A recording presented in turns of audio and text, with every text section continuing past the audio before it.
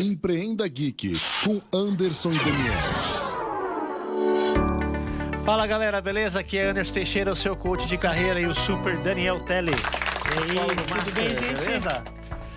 Bom galera, hoje nós vamos falar sobre um assunto bem bacana e que também, como todos os outros, está em pauta também, né, Dani? Qual é o assunto de hoje? Bom, hoje a gente vai falar um pouco sobre a aprendizagem do fracasso. Uau, poderoso isso. É um tema assim que tá bem importante da gente começar a falar, pelo fato de que a gente tem visto assim, né, e percebido algumas pessoas que têm essa questão, por exemplo, na ponta da língua de que não, tudo bem, todo mundo tem o direito de errar e etc, etc, etc. Mas na prática e em questão mesmo de sentimento também, você não vê isso tanto acontecendo. Parece até como uma hipocrisia. Mas é algumas coisas que a gente entende, né? O porquê e tudo mais. E a gente tem isso muito na cultura brasileira, porque lá fora é muito reconhecido a questão do fracasso, né? As pessoas reconhecem aquilo como algo extremamente positivo. E aqui não. Né? Então, é um tipo de assunto que a gente vê essa necessidade de começar a falar e trazer mais consciência para as pessoas, e principalmente líderes e tal, porque as coisas não são tão assim, de que a gente não pode errar, mesmo falando de que não, tudo bem você errar e tudo mais, né? Então, é um assunto que tá aqui já na pauta pra gente já falar, já tinha um tempo, e hoje a gente resolveu fazer isso. Um ponto importante, Dani, é que quando a gente fala de fracasso, a gente fala de uma história. Sim. Né? Quando a gente fala de uma história, a história ela tem um início, meio e fim. Né? Todas as pessoas têm essas histórias de vida pessoal, profissional, e as empresas também. E quando a gente fala disso em fases, a gente destacou aqui 4 fases que são importantes na vida de uma empresa. Sim, perfeito.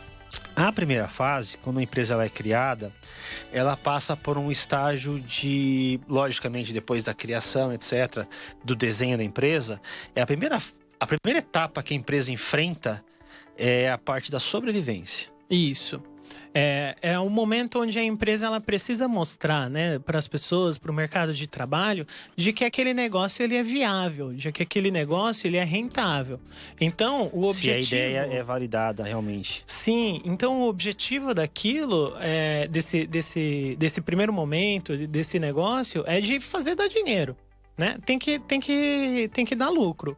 Então, você tá ali sozinho, ou então você tá com 2 ou 3 pessoas que provavelmente vão ser os seus sócios e vão colocar a mão na massa para fazer a coisa acontecer, né? Então, muitas vezes você vai estar trabalhando de 12, 13 horas, 14 horas por dia, porque aquilo precisa render, né? Precisa ser uma coisa que tá rentável. E aí você começa a ficar reconhecido no mercado de trabalho e tudo mais. Só que mesmo dentro, né, a gente vai explicar um pouquinho de cada uma das fases, né, dessas 4, mas principalmente das 3 primeiras, é possível você cair, né? É possível que você venha à falência, por exemplo. E qual que é o problema disso? Nenhum. Então, eu acho que, como você estava comentando do contexto de que isso impacta mais aqui no Brasil do que talvez lá fora, tem a ver também com legislação, que há uma manobra com relação à questão tributária de startups, por exemplo, terem um enfrentamento diferente com relação à legislação, uma aplicação diferente do que uma empresa normal. Sim. Porque você dá para ela uma margem de manobra de 1 ou 2 anos para que ela possa realmente estabelecer e virar um negócio, gerar emprego e movimentar a economia. Uhum. É o tipo de coisa que muitas empresas acabaram até mesmo saindo do Brasil por conta de não quererem ter mais algumas sedes aqui pela articulação da economia e da política. Mas é o tipo de coisa que é como se a gente tivesse que pensar de que a regra tá posta. É isso. E agora, o que você tem que fazer a partir disso? Como você joga o jogo? Exato. Porque se você começar a querer ficar pensando no... mas a política é isso. Ah, mas a economia é aquilo, a crise. Foco no problema ou na solução. Exato. Você deixa de fazer as suas coisas. Porque quando que o Brasil vai estar extremamente bom para você começar o seu negócio? Provavelmente você vai estar morto. Você vai esperar a condição acontecer ou você vai fazer a condição? Sim. Então, se a gente parasse para pensar, né? Bom, por que muitas empresas conseguiram e eu não vou conseguir? É uma questão do mercado. Também era difícil lá atrás. Hoje tá a mesma coisa, tá difícil igual. Né? Por exemplo, vamos dizer o seguinte, vamos pegar um exemplo claro. Digamos que você queira criar uma startup, uma empresa que vai construir uma marca brasileira de carros. Sim. Que o brasileiro é apaixonado por carro, embora há uma crise nesse mercado com relação à compra de veículos e venda, devidamente também à questão do preço, que é muito alto, fora os impostos como IPVA, eu sou totalmente contra IPVA, hashtag IPVA não. É a indústria da multa. Não tem condição. PDVA é um imposto que não deveria existir. Mas enfim, carro não é um bem de consumo, né? E não deveria ser um bem como uma casa, por exemplo, uma propriedade. Mas enfim, por que não criar uma marca de carros brasileira, entendeu? Quais são os fatores limitantes que impedem, de repente, de uma empresa começar a criar? Porque a gente tem todo o mercado de peças, de etc., né? Mercado de serviços, tem o mercado que consome carros no Brasil. Talvez seja um momento onde que também as pessoas podem entender de que os carros, eles... o modelo de carro que a gente vê hoje, né? É o modelo que ele logo vai ser extinto. Sim. Porque combustível a gente sabe como ele é escasso, né? Então, por exemplo, aí entra a Tesla, elétrico, por exemplo, com a inovação do carro elétrico. Carro autônomo. As outras montadoras começam a pensar em carros híbridos, ou seja, não é nem elétrico e nem simplesmente aos combustíveis comuns que a gente conhece. Então, começa a ter essa movimentação até a gente chegar num outro patamar. Mas, ou seja, carro vai sempre continuar existindo. Mas por que... Então, mas não do jeito que a gente conhece hoje. É o que a gente está comentando aqui. São conceitos de por que não, né? Por que não ver um mercado diferente e investir? Por questão de medo, porque o mercado é fechado e etc. Então, a sobrevivência da empresa ela depende muito desses processos de análise. E também tem um fator comportamental que é importante, que é a determinação, a resiliência, a questão de investir realmente a sua energia naquilo. Mas aí é algo pontual, porque o empreendedor precisa acreditar naquele negócio. Sim. Ele precisa ter uma paixão por aquilo. Porque se ele for para fazer um negócio apenas por grana, a chance de dar errado é grande. A gente, né, até mesmo dando continuidade aqui nesse nosso assunto das 4 fases, quando você começa esse negócio e ele começa a sobreviver de verdade, né, ele começa a gerar esse lucro e tal, você começa a perceber de que você gasta muito tempo fazendo algumas coisas que outra pessoa poderia fazer por você ou pelos seus sócios. E que você poderia focar ainda mais na questão, por exemplo, de captação de novos clientes, de vendas e etc. E a parte mais burocrática, talvez, a parte mais processual, que é uma coisa, às vezes, que gasta muito tempo, você pode passar para uma outra pessoa. E aí a gente chega, por exemplo, nessa segunda fase. Que é da confirmação. A captação de talentos. Captação de talentos. Porque eu começo a olhar de novo para o mercado de trabalho e começar a perceber, bom, quem que eu posso trazer para trabalhar junto comigo? Sim. Só que nesse momento, por exemplo, de captação de talentos, já é um momento, por exemplo, sobre um outro programa que a gente também conversou, sobre a questão de cultura. Então, se eu já tivesse, né, um pensamento sobre como a minha cultura da minha empresa, como que eu quero que ela seja, etc., eu já começo a olhar para essa captação de talentos de uma forma mais crítica. Porque eu não quero que alguém venha aqui só para fazer esse operacional. Eu quero que alguém trabalhe da mesma forma que eu. Então isso faz totalmente a diferença ali, já dentro de uma empresa que está começando agora, né? E um outro ponto aí que a gente precisa analisar é que às vezes você não tem recurso para você contratar alguém, recurso financeiro, orçamento, sim. para te ajudar, por exemplo, a construir a tua empresa, a fazer ela alavancar. Mas talvez você tenha recursos e maneiras de criar parcerias com prestadores de serviços. Por exemplo, você vai criar uma empresa, você não entende nada de contabilidade, nada de finanças.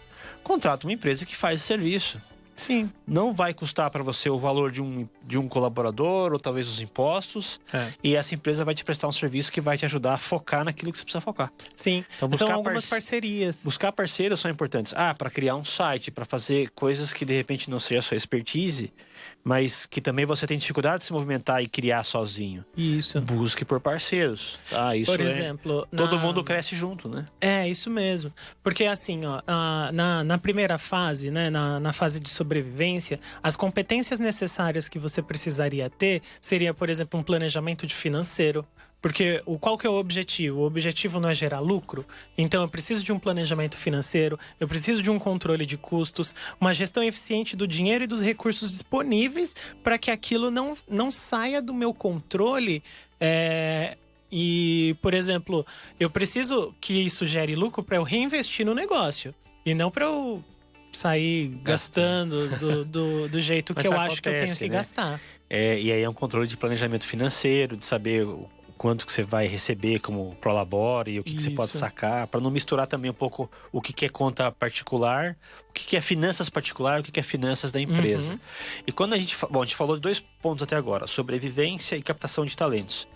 E quando a gente amarra isso com essa questão da aprendizagem do fracasso, o que a gente está falando para vocês aqui é que esses são pontos que o empreendedor, o cara que está fazendo o seu negócio começar, ou uma startup, ou um business mesmo, um negócio efetivo, ele precisa ter essas atenções para fazer a coisa acontecer, mas também ficar com o olho atento de correr menos risco do fracasso. Porque a gente está falando aqui como se fosse uma receita de bolo, mas às vezes, mesmo o cara fazendo tudo isso, ele acaba fracassando por outro motivo, por economia, por mercado, tem várias possibilidades, né? Porque a ideia é, quando acontece o fracasso, vem uma aprendizagem que talvez só você tenha tido aquela. Né? E isso vai fazer total a diferença num próximo negócio que você queira abrir ou outra coisa que você queira tentar, porque você não é mais o mesmo daquele que já foi. Porque assim, você criou a tua empresa provou que ela é eficiente no sentido de gerar negócio, gerar valor, agregar valor, atrai a atenção do mercado, então ela sobrevive, ela já está começando a sobreviver, ela passou da fase de nascimento para a sobrevivência. Aí vem a questão de você captar talentos e recursos e parceiros para que você possa fazer ela rodar e começar a ganhar mais corpo para poder continuar essa sobrevivência e entregar valor no mercado. E aí vem o terceiro item, que é você começar a olhar para sua empresa, que antes era pequenininha e agora está crescendo, e validar se os processos, que é o terceiro ponto, definição de processos, se eles ainda são válidos, se você precisa atualizar esses processos para que a empresa continue com o seu fluxo de vida normal. Por exemplo, algumas competências, né, na questão ali ainda da fase 2, que o que você precisa ter de competência. E é claro, conforme você vai aumentando ali, né, as fases, você não simplesmente se dedica no objetivo, por exemplo, da segunda fase ou da terceira fase, mas sim você agrega os objetivos e nunca deixando a anterior. Né? Então, antes eu precisava gerar valor e etc., gerar lucro, e agora na fase 2 eu vou captar talento, eu só vou captar. Não, eu preciso continuar gerando valor, eu preciso continuar gerando lucro, né? E aqui na questão da fase 2, a gente precisa de algumas competências que, por exemplo, eu preciso olhar sobre como que eu vou fazer esse recrutamento e seleção.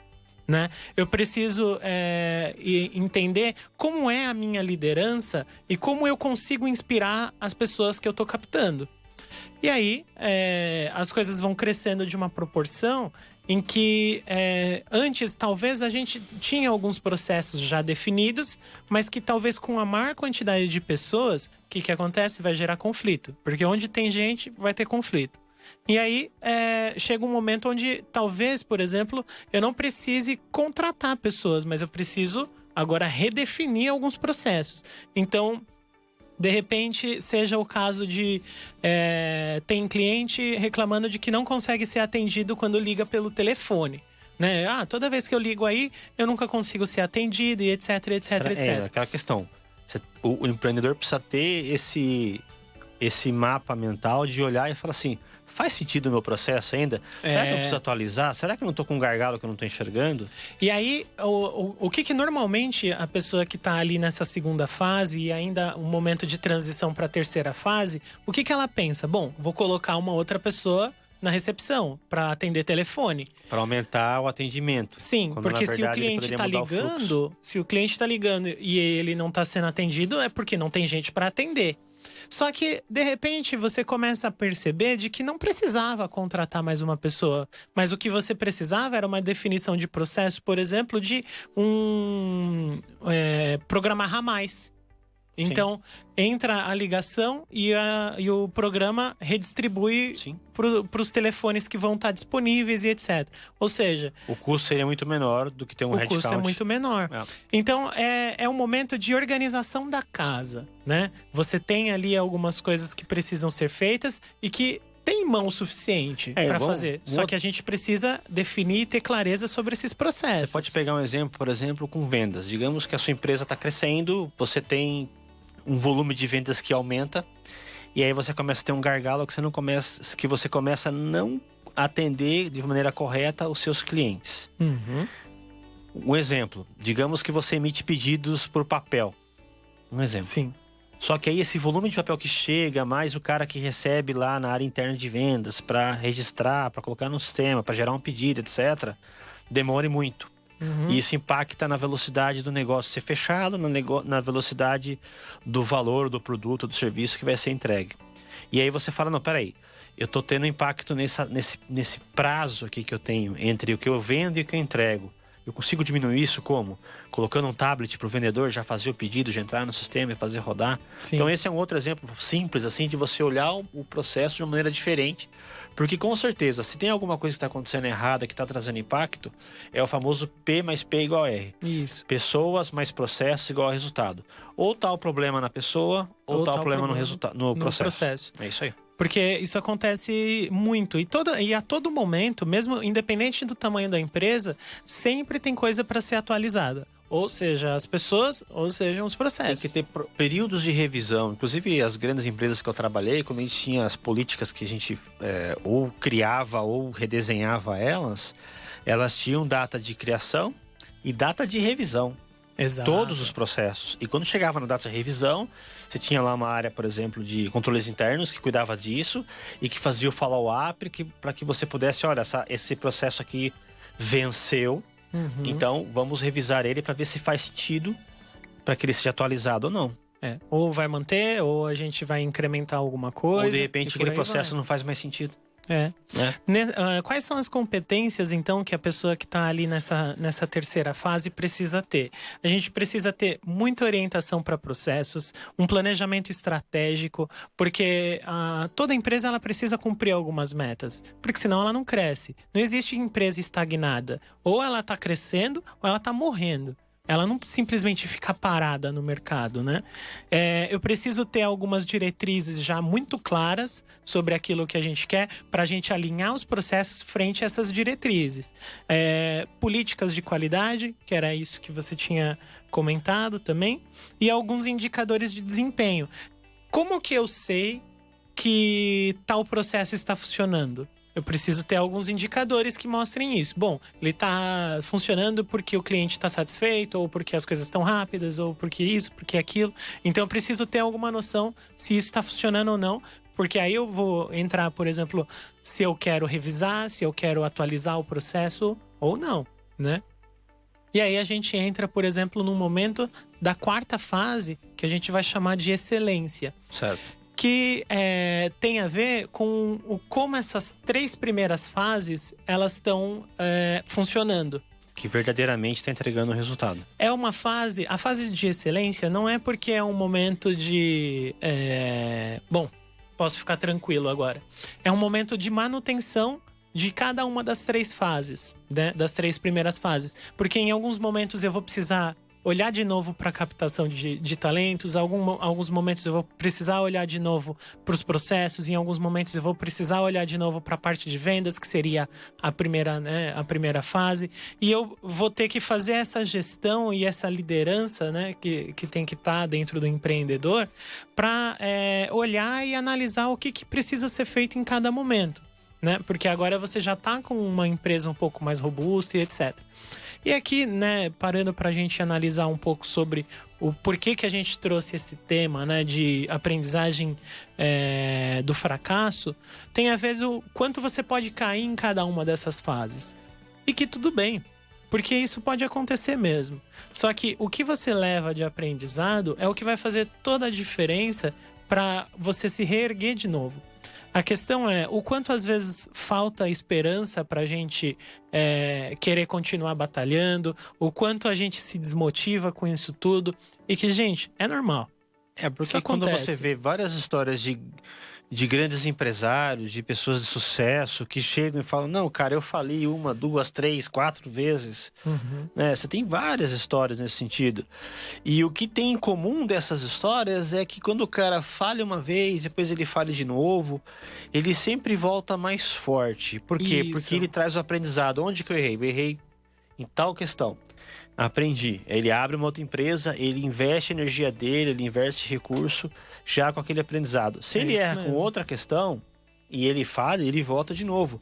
Porque o grande X da questão de ter essa resiliência, essa força de vontade, é a paixão que ele tem para fazer aquilo acontecer. Sim, né? Porque existe um estudo de que quanto mais as pessoas, quanto mais uma pessoa, né, fracassou na vida, mais ela faliu e etc, quebrou empresas, ela tem mais chance de se tornar um milionário.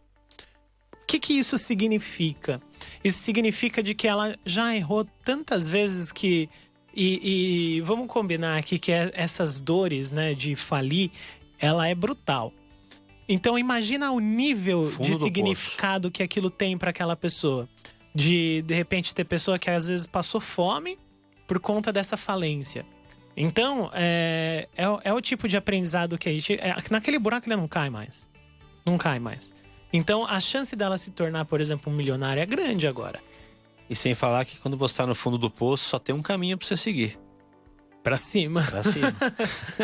Não dá pra se enterrar mais, né? Não dá. Só se você for buscar água no lençol freático. Aí é a pós-graduação da falência. Essa é brincadeira. Bom, com todo esse contexto, você tem personagens históricos que erraram muito até conseguir chegar. Sim. Então, eu tava vendo, por exemplo, a história do... Acho que é do Roosevelt. Deixa eu ver aqui, deixa eu confirmar aqui. Enquanto o Lincoln. Abraham Lincoln. Essa história dele é de fracasso total. Sim. Até que ele chegou numa certa idade que ele conseguiu ser eleito presidente dos Estados Unidos. Mas, cara, ele teve vários percalços na vida, problemas, tentou concorrer para alguns cargos e não conseguiu. Sim. Isso é um personagem histórico, né, trazendo para cá. Mas quando você vê, por exemplo, você fala... Outro dia estava falando, né, das viúvas do Ayrton Senna, né? Pessoas que, então, mas o Ayrton Senna tem uma história muito louca, porque assim... ele errou bastante. Ele não só ganhou. Lógico. Então você fala assim, o Ayrton Senna foi o maior piloto da história do Brasil. Ou, quiçá, do mundo, da história. Pela forma como ele pilotava, pela forma como ele era aguerrido e a forma como ele se comportava com paixão o tempo todo, né? Ele Sim. tinha uma cabeça extremamente evoluída. Mas ele errou várias vezes. Ele errou, bateu o carro, enfim. Mesmo os grandes vencedores, todos têm uma história de erro, todos têm uma história de fundo do poço, todos têm uma história de que as coisas não davam certo. Talvez até mais próximo da nossa realidade, da nossa realidade não, né? Da nossa época aqui mais presente, a gente tem o Steve Jobs, que conseguiu ser demitido da própria empresa que ele fundou. Então pensa num fracasso desse tamanho. São exemplos Só que ele fortes. conseguiu construir uma nova, eu não me lembro agora o nome a Pixar, né? Pixar. E reconstruir a Pixar, olha onde ela está hoje, né? Então, assim, e depois os caras quiseram até recontratar Ele voltou, né? e tal. O Bill Gates também teve uns fracassos bacanas, o Walt Disney. O Walt Disney faliu. Olha o império que esse cara criou. Eu não diria nem um império, mas uma cultura global de diversão, de fazer as pessoas sonharem, cara. Sim. São pessoas que chegaram ali, né, no fundo do poço e conseguiram se reerguer, porque lá naquele fundo do poço eles conseguiram encontrar algo tão precioso quanto o sucesso. Mas era o caminho para o sucesso. E foi isso que eles conseguiram percorrer. Mas porque o foco deles sempre vai ser o sucesso, sempre vai ser construir o sonho deles. Por mais que eles tenham errado, que eles tenham batido a cabeça e falido, eles não vão ficar com o seu foco ali no problema, no sofrimento, na dor. Eles conseguem redirecionar o seu foco e redirecionar a sua energia para dar a volta por cima. Sim. E isso é fantástico. E essa forma com que eles conseguem aplicar todo o conhecimento agregado pelos erros, porque errar é gerar aprendizado também. E conectar isso com o lado emocional, porque como você disse, para a pessoa falir, chegar no fundo do poço, isso tem um impacto emocional muito grande. Sim. E como isso interfere na criação de valores e também de quebra de crenças.